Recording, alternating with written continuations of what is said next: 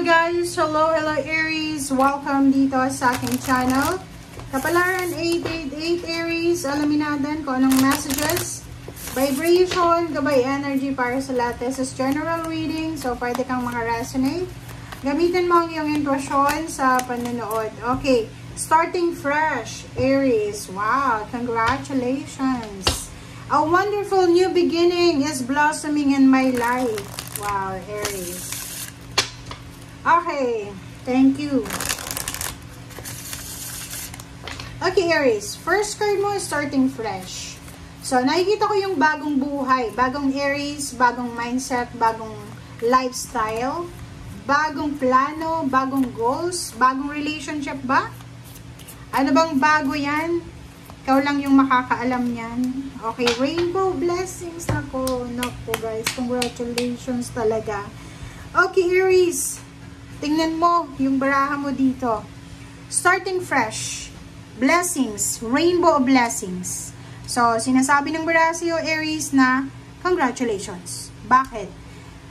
Bibigyan ka or binigyan ka ng pagkakataon ng ating universe, ng ating Panginoon, na makapagsimula ng bagong buhay. So, maraming magsisimula sa'yo. So, hindi yon lingid sa kaalaman ng iba, siguro. Na siguro dumaan ka sa mga pagsubok last year, last few months, and eto, rainbow of blessings, diba? Rainbow of blessings, rainbow, hope. Okay? Punong-puno ng pag-asa, punong-puno ng biyaya, pagpapala. Ang posibleng darating sa'yo, Aries. And yung biyayang ito, siya yung makakatulong sa'yo para makapagsimula ka ng bagong buhay. Maybe, nakatagpo ka ng mga tao na maaasahan mo talaga, financially, emotionally, spiritually.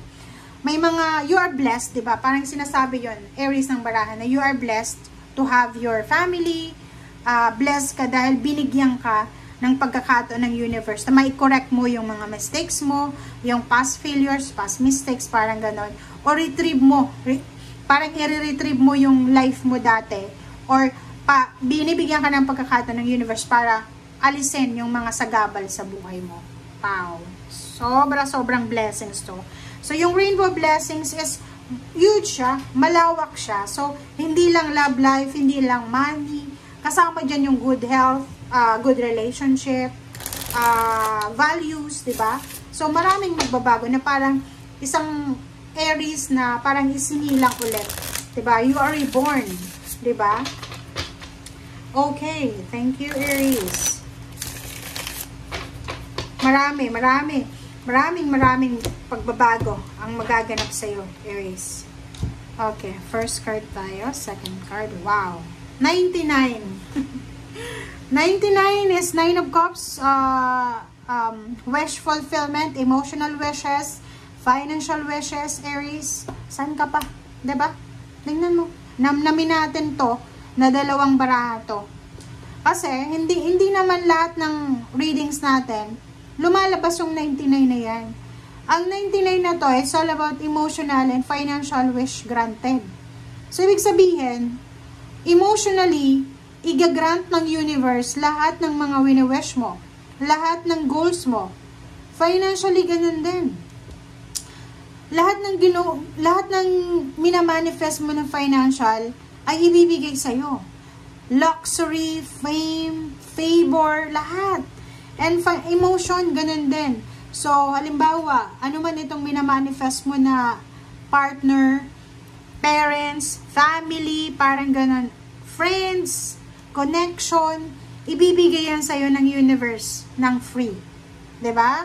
So, parang nakikita ko sa'yo dito, you are really blessed talaga. Parang, hindi ko alam kung ano yung ginawa mo sa buhay mo, sa past life mo. Pero, this one is a good karma. Good karma to sa'yo kasi willing ka naman na magbago. 'Di ba? Siguro, nagkaroon ka ng test sa buhay. Like, lahat tayo tinetest ng Panginoon. Pag nakapasa tayo sa test niya, bibigyan talaga tayo niya ng gantimpala. So, pwedeng ito yung gift mo. Pwede yan yung blessings mo. Okay? So, yun. Dito. Diba? Nako. Tuloy pa ba natin, Aries? Maganda na to eh. Ace of Swords and Magician. So, marami kang magical messages, magical offer, milagro, na balita, communication na matatanggap. So, puro lang siya good news. Good news, good omen. Oh, 'di ba? Yung direksyon na tinatahak mo ngayon, Aries, yung direksyon, kung saan ka man papunta, kasi yung direction mo is starting fresh, starting new. Sinasabi ng barahan na yung pupuntahan mong pagbabago na yan, talagang sobra-sobrang magiging blessed ka. Blessed and happy. Wow! Oh, 6 of Wands, Knight of Cups. Diba?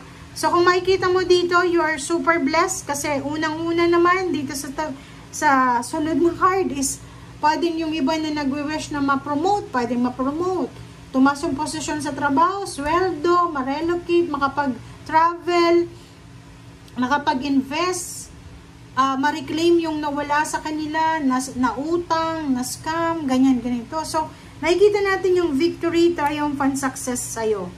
Okay? And, 4 of Wands, diba? Aries, ito yung pinagdaanan mo eh. Diba? Yung pamilya mo, nawasak eh. Pwedeng nagkahiwalay kayo ng karelasyon mo, ng anak mo, ng pamilya, nasaktan ka, nakasakit ka, basta nawasak yung pamilya mo eh. Nawasak yung pundasyon mo. Pero ngayon, sinasabi ng barahan na i-rebuild ulit to ng universe para sa'yo, para sa starting new mo, starting fresh. O, di ba? Kung makikita mo yung bear dito, bear symbolizes strength. Dalawang bear yan na nagre-repair ng foundation mo. Sinasabi ng barahan na ngayon, etong foundation na nawasak ay nire-rebuild ito ng universe ng sobra-sobrang strong na foundation. Stable and secured. Diba? Wow! Ang ganda ng baraha mo. Hindi ko alam kung bakit sobrang ganda, oh. Aries, sinasabi ng baraha, pwedeng marami kang pinagdaanan, lumaki ka na mahirap, lumaki ka sa pamilya na sobrang hirap, sobrang gulo, pero nakikita ko sa'yo dito na ang future mo is baliktad sa past mo. So, kung yung past mo is sobrang financially unstable ka, may kapamilya kang nagkasakit, maagang namatay yung mga lola-lolo mo, parang ganon, dito sinasabi na yung future mo ay nagsasabi na sobra-sobra kang magiging masaya, sobra-sobra kang magiging contented, fulfilled, achieved, accomplished. And 4 of Cups, sinasabi ng baraha, deserve mo to eh, kasi mabuti kang tao. Okay? So, thank you guys for watching. Ito ay para sa lahat ng Aries. Bye, Aries!